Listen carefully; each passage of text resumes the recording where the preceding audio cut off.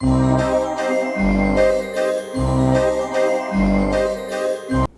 recently just watched Destiny's conversation with Anthony Fantano about taxes and wages. I like Destiny. His channel has really sharpened my ideas and my rhetoric against many right-leaning ideas and beliefs that I find hard to counter sometimes. With that being said, Destiny isn't the best at everything, and he shouldn't be, because a jack of all trades is an expert at nothing. His ideas about capitalism can sometimes turn me off. However, there was a time I agreed with his position. The way we have structured our economy has a certain lure and appeal to it. It is hard to want to just throw it all away and try something new when the system we have is working a lot better than the things we have tried in the past. Somewhere around the 1440 mark, they begin talking about the implications of wages and their prescriptive use. Destiny believes that the goal of wages is not to account for the well-being of the employee. Labor is a funny thing in that you can vastly underpay for it. It's not like the needs of what it takes for that labor to exist are counted in or accounted for when deciding to pay employees less than what they need to live. Your pay when you're being paid minimum wage, nobody is accounting for the fact that you need gas, you need rent, you need food, you need all of these things before, or else you'll literally die, or you won't be able to even make it to work. Nobody's accounting for any of that stuff. Well, yeah, so but as a result, wages aren't supposed to account for that, right? Like that's not when a company is hiring out work, they're not. That's not how wages are set, right? Like how much money does my employee need to afford, X, Y, or Z commodities? Well, that's where the prescription comes in. How much money does my employee need to afford X, Y, or Z commodities? This is one of the problems I have with capitalism. This whole employers just sign a paycheck and have no actual interest in the well-being of their employees. We've created a society in which companies only care about the consumer because that leads to the almighty dollar. Disregard the fact that companies expect their employees to come to work and be 100% while there. They expect employees to be healthy and ready to work the next day. They expect them to come in on time and work efficiently. So why can't we expect employers to also provide certain things like a living wage? To help provide and facilitate an outside environment that is conducive to better employees? They rarely give two shits about their employees. These big companies like Walmart and Amazon don't have to care too much about their employees outside of work because their labor is so disposable.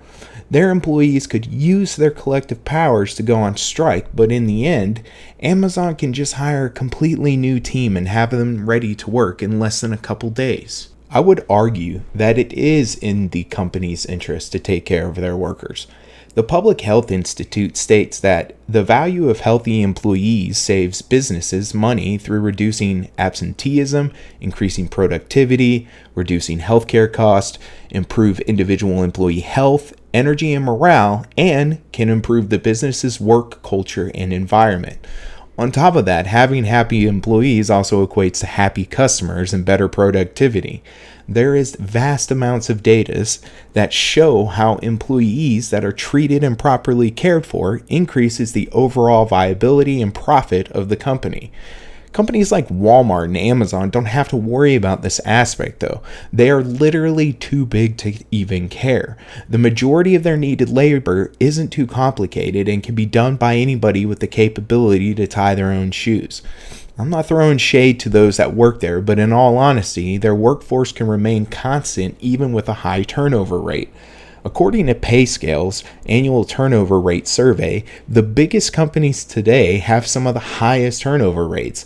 Amazon, Google, Ross, Family Dollar, CarMax, Apple, Target, and PetSmart rank at the very bottom of the report. I do, however, admit that their methodology isn't the best. It doesn't take into account how many of the companies have high school and college labor that is seasonal. Also, the complexities of rural economics also plays a huge role into turnover rates. But we can derive a baseline as to why some companies are not as affected by turnover rates because of their sheer size and the complexity of their work. Even Google, which has high-paying technical jobs, jobs is buffered from this because of the sheer amount of engineers that would love to work for such a company. Now, Destiny's solution is to tax the companies after the fact in order to fix the problems that low wages create. I have some problems with this from a policy standpoint. See, even if you design tax policies to try and collect some of that lost money and redistribute it, companies pay millions of dollars to people who know how to exploit the tax laws. These companies will either find a way to store more of their profits offshore, which is already a huge fucking problem, or lobby to create more vehicles to shelter their profits from taxes. Taxes only work for those who pay them. When companies like Amazon pay close to $0 in federal taxes, Destiny's solution is worthless. Companies can just claim more in expenses to lower their taxable income to sidestep paying their workers a higher wage. Best Buy did this with Trump's tax cut.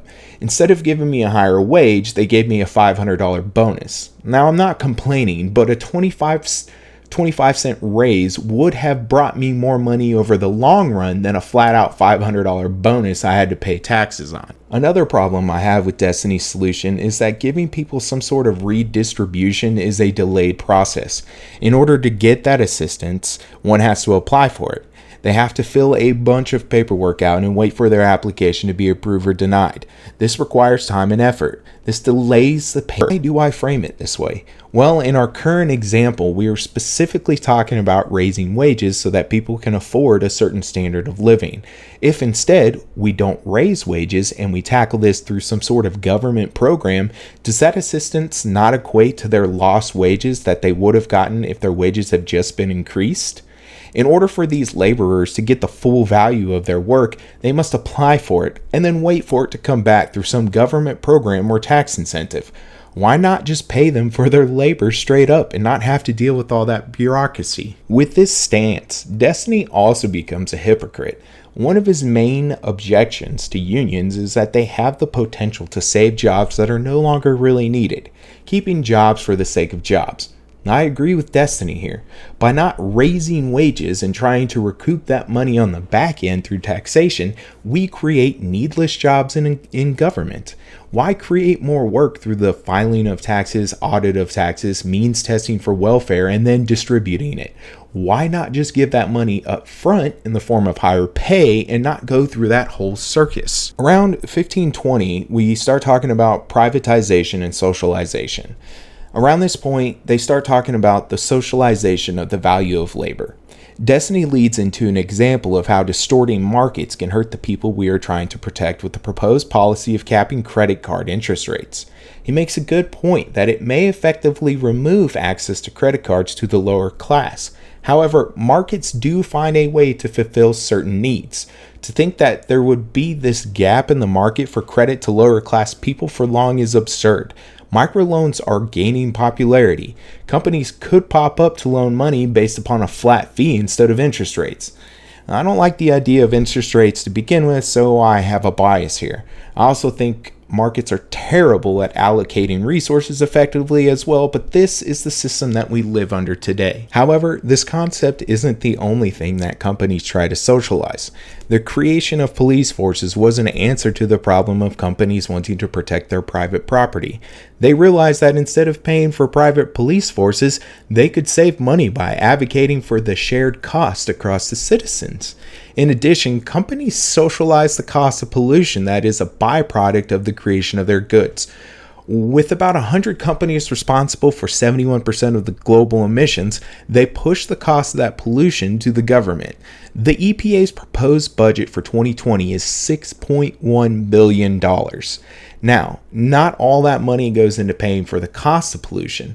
However, when you add nonprofits, insurance companies, and other government programs that deal with the effects of pollution, like property damage, health costs, environmental cleanup, we spend way over $1 trillion in America alone. Now, imagine if companies had to foot the cost of the entirety of production, that they would probably not make any profit. Capitalism would fail overnight. So the next time you hear someone complain about the socialization of anything, just remember that the majority of welfare goes towards companies and industries in America. I remember when I first started taking politics seriously. I was a liberal. I wanted to reform capitalism so much that I created my own company that was based upon the concept of philanthrocapitalism. A portion of every shirt sale went towards a different nonprofit with an array of social missions. I wanted to create an outside avenue to help keep many nonprofits funded while reducing the burden of their staff on fundraising so that they could focus more on the mission. I was burnt out after 3 years, right when the company started making a profit. I realized, though, that my idea only propagated the problems with capitalism by pushing those issues further out into the future. I was applying a band-aid to a problem that needed to be amputated. I have left many of my liberal views behind. While I do wish to create a better environment under capitalism, until something else comes along, I do not believe capitalism is the final solution to resource allocation. While Destiny is a great asset to some of the left's principles, he isn't a true ally of leftist thought. I know I'll get some shit for this, but I don't care. He has helped many people turn away from the right. I applaud him for that. But he is wrong in the areas I have covered in this video, and I started this channel with the intent of furthering the discourse of leftist philosophy, and that's what I intend to do. Hopefully you guys liked this video. If not, like up or thumbs up, thumbs down, subscribe, share, leave me a comment, talk shit to me. Alright, have a good one.